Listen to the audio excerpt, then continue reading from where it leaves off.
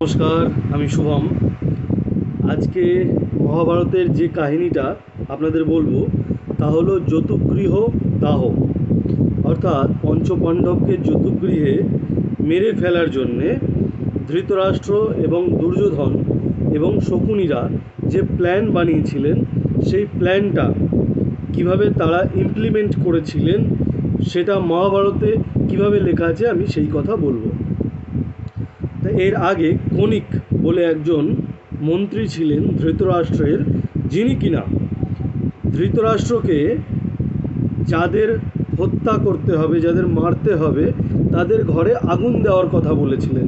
এবং আমার মনে হয় যে ধৃতরাষ্ট্রের এই কথাটা খুব ভালো লেগেছিল, যে বাড়িতে আগুন দিলে তাহলে তো কেউ তার প্রমাণ পাবে না যে কে বাড়িতে আগুন দিল, কিভাবে তাদের হত্যা করা হলো। তো ধৃতরাষ্ট্র তখন একটা কাজ করলেন, তা হলো বারানাবত বলে একটা শহর ছিল, যে শহরে তখন কিছু মেলা বসেছিল। তা মেলাটা কীরকম না, অনেক দূর দূরান্ত থেকে অনেক লোক সেখানে আসবে, সেখানে থাকবে। তো দুর্যোধন, শকুনি এবং কর্ণ এরা তিনজনে মিলে একটা প্ল্যান তৈরি করলো, এবং প্ল্যানটা গিয়ে তারা বলল ধৃতরাষ্ট্রকে। এবং ধৃতরাষ্ট্রকে প্ল্যানটা বলার পরে ধৃতরাষ্ট্র প্রথমে দুর্যোধনকে বলছেন, দেখো দুর্যোধন, এই কাজটা করা কখনোই উচিত না, আমার মতে এই কাজটা কখনোই শোভন কাজ নয়। কিন্তু তারপরেই ধৃতরাষ্ট্র কি বলছেন, কিন্তু আমার অনেক দিন মনে মনে এই বাসনাটা ছিল, কিন্তু তুমি বলনি বলে আমি তোমায় আর বলতে পারিনি। কেননা এই কথাটা খুবই খারাপ কথা। তুমি যেহেতু আমায় ক্লিয়ার করে এই কথাটা বললে, তোমার মনের ভাবটা বললে, আমি তাতে কী করছি, অনুমোদন করছি। অর্থাৎ এই যে বারানবতে পাঠিয়ে তাদের বাড়িতে আগুন দেওয়ার কথাটা ধৃতরাষ্ট্র অনুমোদন করলেন, কিন্তু সবার সামনে না, একান্তে। তিনি ঠিক করলেন যে এই পঞ্চপাণ্ডব এবং তার মার সাথে তাকে বারানবতে পাঠাতে হবে। এবং যে মেলাটা চলছিল তাই নিয়ে যখন সভায় সবাই উপস্থিত ছিলেন, অর্থাৎ ভীষ্ম, দ্রোণ, কৃপাচার্য এবং অন্যান্য সভাসদরা, তাদের সামনে বারানবতে সেই মেলা নিয়ে খুব কথা উঠলো যে বারানবতে মেলাটা খুব ভালো, এই মেলাটায় অনেক বাইরের দেশের লোক আসবে। তখন ধৃতরাষ্ট্র বলছেন, পাণ্ডবরা, মানে নিজের থেকেই বলছেন, পাণ্ডবরা আমায় অনেক দিন ধরেই বলছিলেন যে তারা বাইরে কোথাও ঘুরতে যেতে চান বা বাইরে কোথাও থাকতে চান। তো আমার মনে হয় যে বারানবতে যেখানে মেলা হচ্ছে সেখানে পাণ্ডবদের যাওয়া উচিত। কিন্তু পাণ্ডবরা কখনোই এই কথা বলেনি। যখন পাণ্ডু মারা গেছিলেন, তারা তাদের যে রাজধানী হস্তিনাপুরে এসেছিলেন, তার একটাই কারণ ছিল, এটা সমস্ত পৌরবর্গ, মানে যারা পৌরজন, নগরবাসী, তারা সবাই জানতো যে তারা তাদের বাবার রাজ্য পুনরুদ্ধার করতে এবং নিজের যে সিংহাসন, সেই সিংহাসন ফিরে পেতে সেই জায়গায় এসছেন।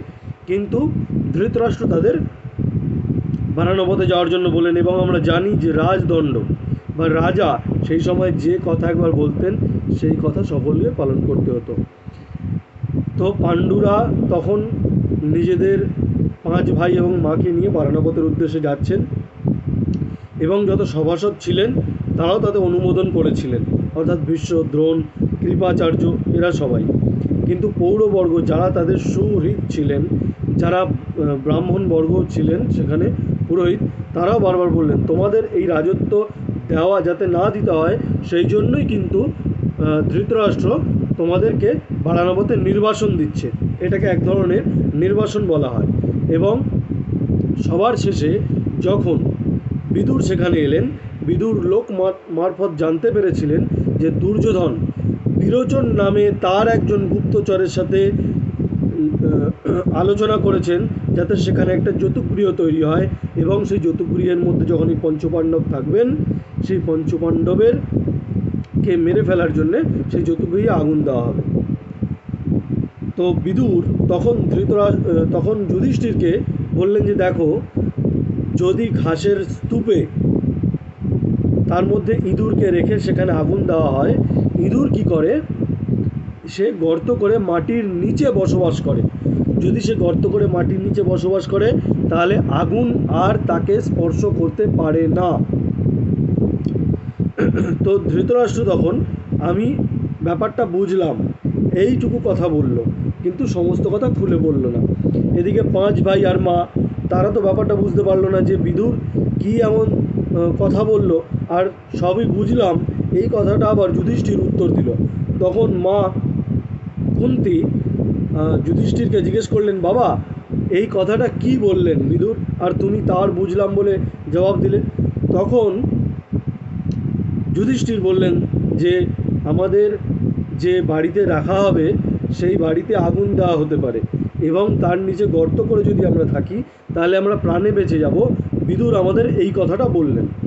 তো যাই হোক, বারানাবতে এই 5 জন গেছেন। সেই 5 জন বারানাবতে যাওয়ার পরে তারা সেখানে মেলায় অংশগ্রহণ করলেন।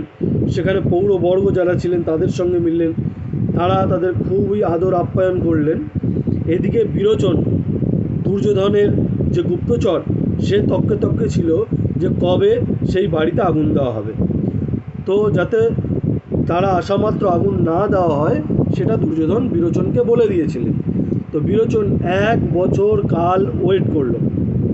আর এদিকে বিদুর যখন জানতে পারলেন যে তাদের বাড়িতে আগুন দেওয়ার দিনক্ষণ স্থির হয়ে গেছে, তার আগে একজন খনককে পাঠালেন। খনক অর্থাৎ যে সুড়ঙ্গ খনন করে। তো সেই লোক দুর্যোধনের যে প্ল্যান ছিল সেই প্ল্যানকে যাতে ইমপ্লিমেন্ট না করতে পারে তার জন্য ঘরের মধ্যে একটা সুড়ঙ্গ কাটতে আরম্ভ করলো। কিন্তু তার আগে একটা পাসওয়ার্ড, এই পাসওয়ার্ডে তারা কথা বলেছিল। কিভাবে না, সেই খনক এসে যুধিষ্ঠিরকে বললেন যে মন্ত্রী বিদুর আপনাকে বলেছেন যে তৃণের মধ্যে আগুন দিলে ইঁদুর কিন্তু সেই আগুনের ভেতরে গর্ত করে তার মধ্যে থাকে, মাটির ভিতরে গর্ত করে। তো এইটা ছিল পাসওয়ার্ড। এইটা বলার পরে সে খনক বললেন যে বিদুর আমায় এই কথাটা বলতে বলেছেন, এই কথাটা বলেছেন যে যুধিষ্ঠির এবং পঞ্চপাণ্ডব বুঝতে পারবেন যে আমি বিদুরের পক্ষ থেকেই এসেছি এবং আমি আপনাদের সুহৃদ। তা এই কথাটা শোনার পরে যুধিষ্ঠির এবং পঞ্চপাণ্ডবের তার কথায় মেনে নিলেন এবং বুঝতে পারলেন যে এই লোকটা সঠিক লোক, এবং তারা সেই ঘরের ভিতর থেকে গর্ত করা আরম্ভ হলো এবং গঙ্গার পার পর্যন্ত সেই গর্ত গিয়েছিল। এরপরে 5 জন ছেলে নিয়ে এক নিষাদ পত্নী সেখানে এসেছিলেন।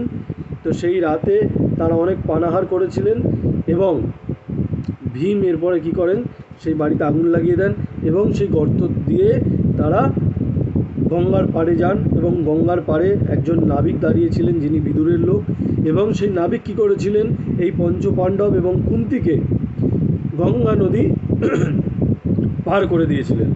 এই গঙ্গা নদী পার করে দেওয়ার সময় এই ভীমের যে শক্তির বর্ণনা সেখানে আছে যে তিনি নকুল সহদেবকে থাইয়ের মধ্যে নিয়েছিলেন, কোমরে, এবং যুধিষ্ঠির এবং অর্জুনকে তাদের 2 কাঁধে নিয়েছিলেন এবং মাকে মাথার ওপরে নিয়েছিলেন, এবং তিনি দ্রুত গতিতে ছুটে চলছিলেন এবং যত গাছপালা ইত্যাদি ছিল সেগুলো তার যে ধাক্কায়, তার বুক এবং পায়ের ধাক্কায় সেগুলো তছনছ হয়ে যাচ্ছিল।